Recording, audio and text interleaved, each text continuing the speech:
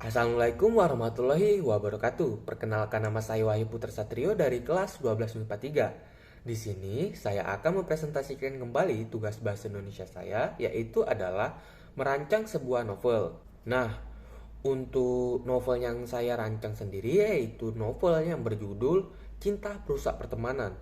Kemudian untuk tokoh dan karakternya sendiri itu terdapat 4 tokoh utama pada novel ini. Yang pertama adalah Wintara. Wintara sendiri yaitu bisa dibilang adalah tokoh utama pada cerita ini atau senternya cerita ini. Wintara sendiri itu memiliki watak egois, memiliki sifat yang bodoh amat terhadap lingkungannya, dan juga sifat pemarah. Kemudian yang kedua itu adalah Reza. Reza sendiri itu memiliki watak penyabar, agamis, dan cerdas. Kemudian yang ketiga adalah Zuma. Zuma itu memiliki watak yang egois, pembuli, dan sedikit arogan. Kemudian ada tokoh perempuan yang bisa disebut tokoh utama juga yang bernama Dianti. Dianti sendiri ini bisa terbilang tokoh antagonis karena Dianti inilah yang merusak pertemanan dari ketiga tokoh utama sebelumnya. Dianti sendiri itu memiliki watak cantik, modis, pintar, tetapi agak clingy atau manja. Kemudian untuk alur pada novel yang saya rancang ini yaitu memiliki alur maju.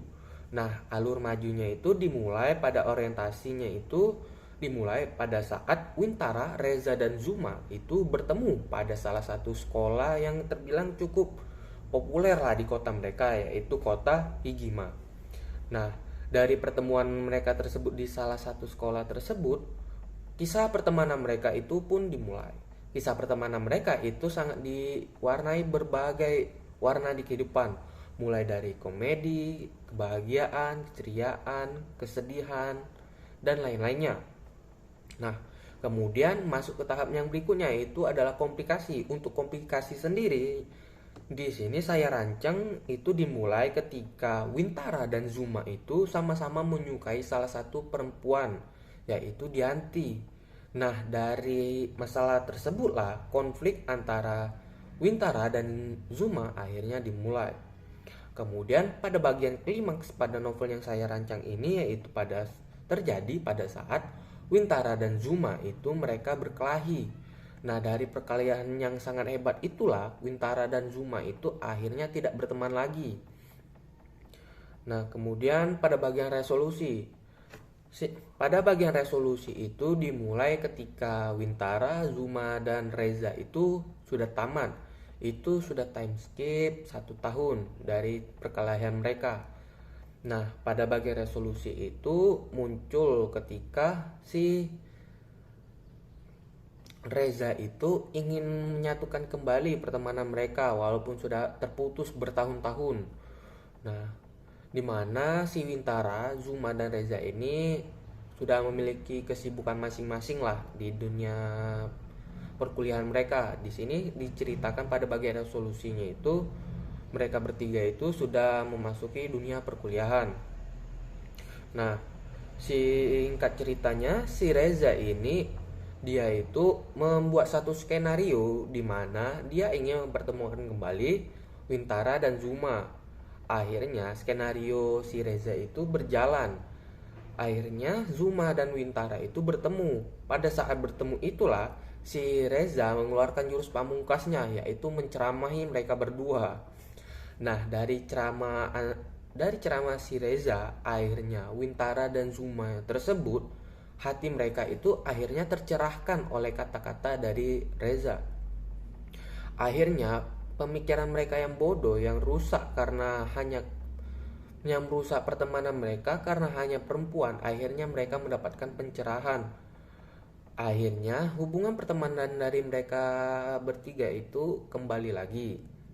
Kemudian untuk latar sendiri pada latar waktu itu berlatar waktu pada tahun 2020, 2021, 2022, 2023, 2024, dan 2025, yaitu 5 tahun.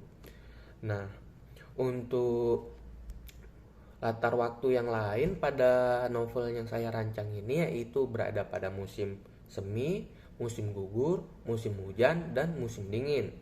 Kemudian untuk latar tempatnya itu yaitu berlatar pada sekolah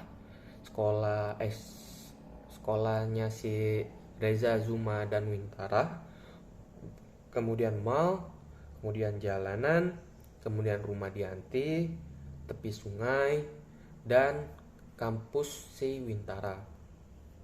Kemudian untuk latar sosial dari novel yang saya rancang yaitu berlatar sosial pertemanan.